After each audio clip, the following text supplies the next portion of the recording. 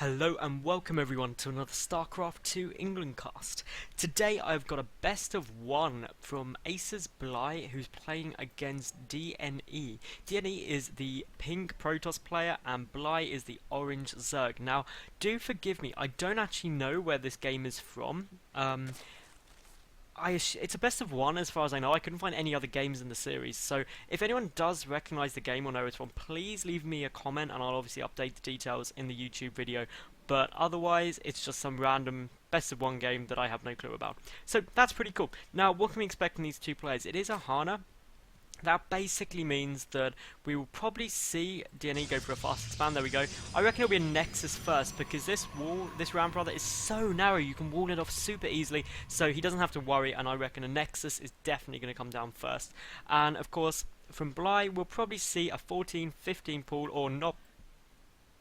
Nope, that's just for the extra drone. I was holding my breath thinking, is he going to do something funky? But no, we should see a 14-15 pool out of Bly, and then a quick expansion and a quick third. The third base, easy to take, but can be difficult to defend because of these rocks. So you have a large area here. You end up having to kind of hold this sort of position, which is okay actually as a Zerg because force fields can't be too effective or anything like that. But there is this area here where drops can come in quite easily, and well, that's always fun. Now, we're not actually going to have a Nexus first as I thought. Bly also went for a 12 pull, which is really quite early, so that may actually do something aggressive, but that drone just waiting to see the timing. And to be honest, that 12 pull really quite surprising. I thought Bly would go a bit later, but we'll wait to see what he does with this. Going up to 15 drones now.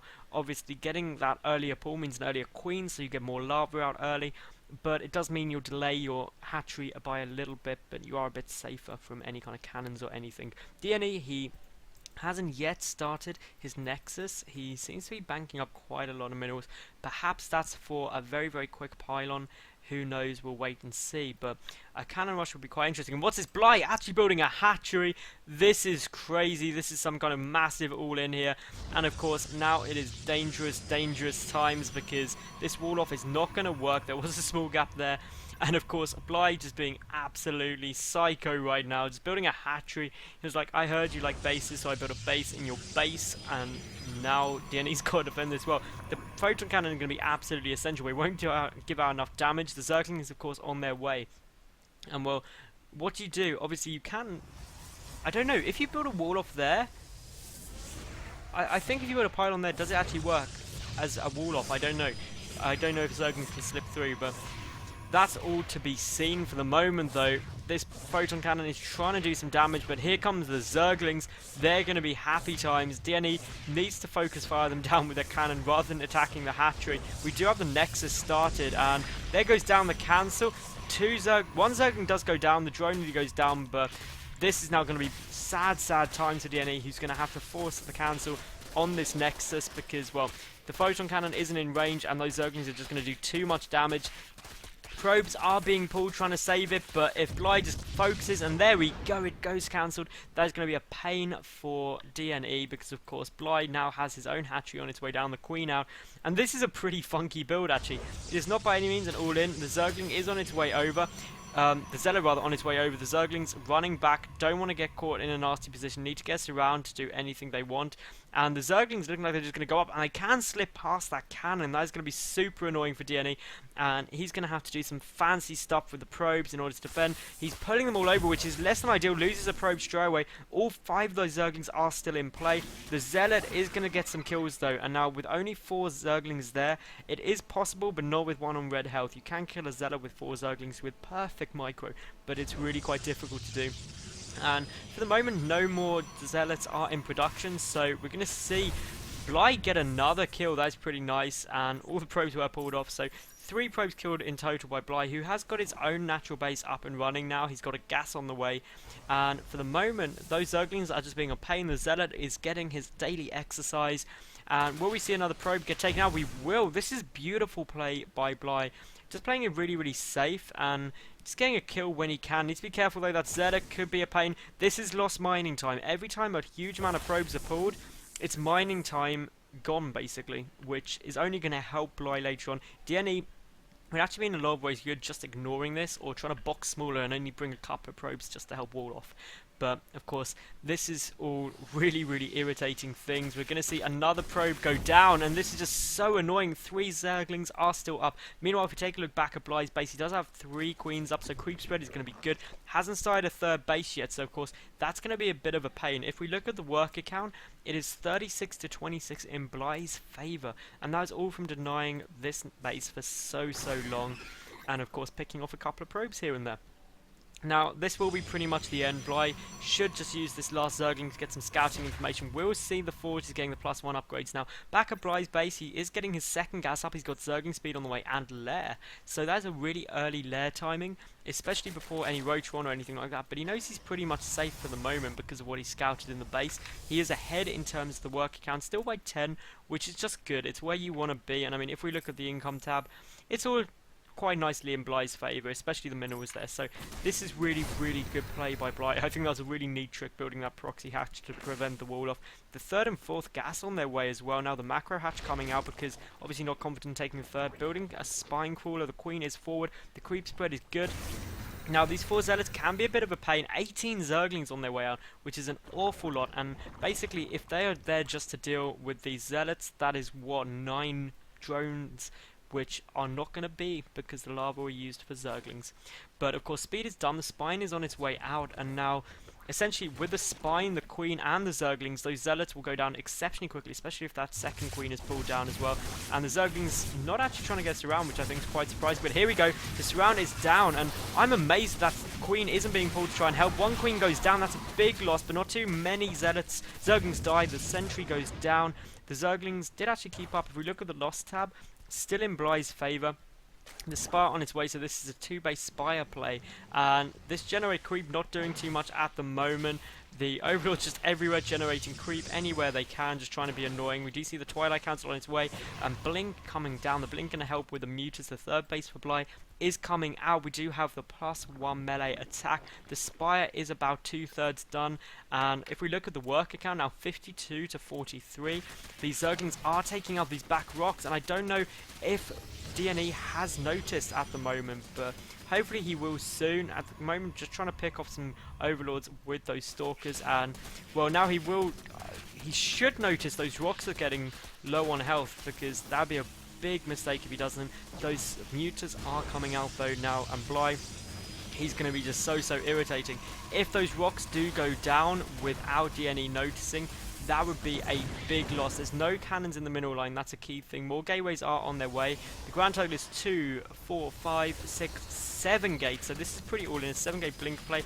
We do have a lot more sentries coming out, and finally we see DnE notice that, hang on, those rocks weren't at red health when I left them. Now the 3rd base is now just popping out there for Bly. He does have the macro hatch as well, and he's getting more mutas out. The muta numbers starting to get pretty high, and DnE was like, hey, thanks bro, you helped me kill these rocks, which I was going to do anyway. We do have the robo on its way down now, and the mutas, they're coming in, they're doing some damage, but of course this force is going to have to get split one way or the other, because the mutas, they're coming in. Stalkers are getting warped through, but for the moment, they're taking a lot of damage. Good blink there, keeps one alive. Another goes down. No mutas have died yet. A good 4 blink, but all survive. That's going to be a big problem. The Dark Shrine coming down, because if behind, Dark Shrine is the motto to live by. The Zerglings do get into the mineral line, though. May get 2 probes, which is a good amount for that, to be honest. More mutas are joining the flock, but 4 more in production now take us up to 13 mutas. The +1 air attack on their way. The +1 is the most critical. It means the bounce damage is increased, whereas on subsequent upgrades it doesn't actually do much at all. Now we do have the Observer on its way. The Dark Shrine nearly finished. Is there any detection out at the moment? Yes, there is a Spore Crawler at the 3rd and Natural. That is going to really save Bly's life. He does have the 4th base on its way as well. Now the mutas are going to come and deny this 3rd really quite aggressively. If the Stalkers do come down to try and deal with this, they could have problems, but there goes the cancel, so denied in one fell swoop. Those mutas do have to be careful though, don't want any to go down. All the Zerglings coming in from behind. This is going to be so irritating for DnE to deal with. The sentries are picked off. Of course, losing sentries is a big loss in terms of investment. More sentries going down. They are such expensive units, especially gas-wise. So this is great play by Bly for the moment. Needs to pull back though, doesn't want to overcommit. And if we look at the loss tab, still in Bly's favour. We do have 8 more mutas coming out. That'll take us to a grand total of 17, and that is just fun times for Bly. Once you start getting above around the 20 mutas in the flock, you start getting problems. The Dark Temple are not actually going to be used purely for the Archon. Of course, Archons do great splash damage to air, and if those mutas do clump up, that'll be big problems. But the muta flock is now getting pretty big and scary, and of course, these two bases are quite a long way apart, about 2 and a bit screens apart, so that is going to be quite difficult to deal with the Zerglings as well. The +2 melee upgrades on their way, the +2 air attack on its way as well, and we may see Bly go for a multi-pronged attack, send the mutas into the main, and then when the army's pulled back, send the Zerglings to the third, which of course is about to finish, so would kill the Nexus. It all depends whether DnE does pull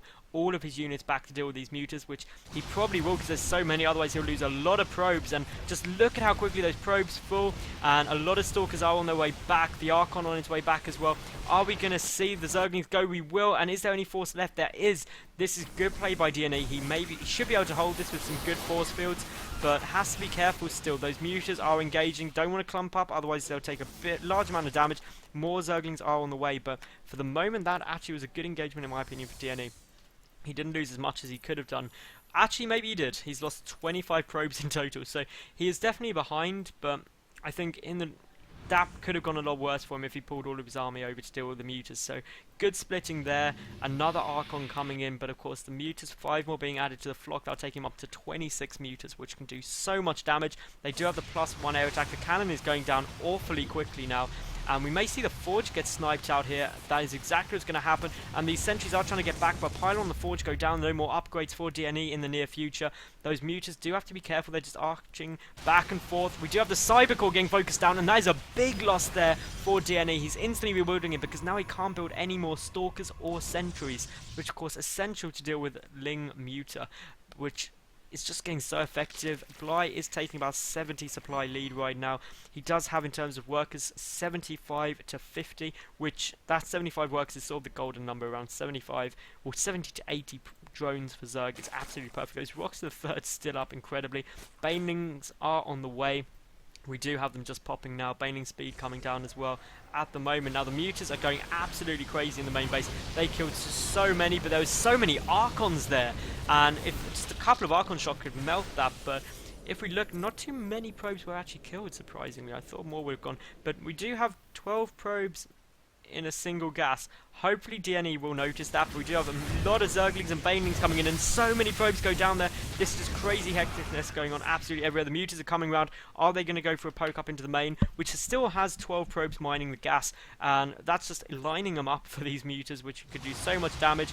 And are they going to go for the probes? No, they're just going to go straight for the Nexus and try and take that out. We do have a lot of these Archons going over to deal with the Lings. More Stalkers coming down, but the mains Nexus is gone. That does mean that now DnE is on 2 mining bases. He is supply blocked, but DnE's moving across the map, and basically the problem now, well, it was a problem until you build 35 Banelings. Nothing's a problem when you have 35 Banelings. You just literally A-move them into your enemy's army and then kind of laugh as it all melts in green goo. But no, Bly, he's in a good spot now. He's got so many Zerglings coming out. He's just maxed out. This is maxed out. He's basically got double the supply. If we look at the army supply tab, 127 to 65, and here we go. The Banelings are coming down. Even if they go on the Archons, that's absolutely fine. Great force fields though. Those mutas are pretty clumped up.